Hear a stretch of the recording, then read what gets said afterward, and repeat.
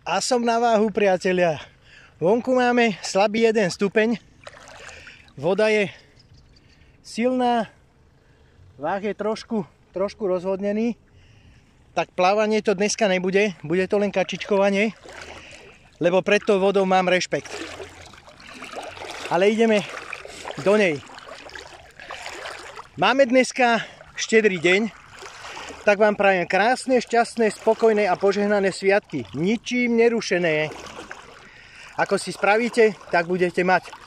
Ale veru, poviem vám, priatelia, ten prúd je veľmi, ale veľmi silný. Fúha.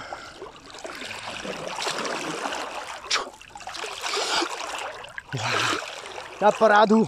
Ale nevládzem sa udržať. Je fakt silný.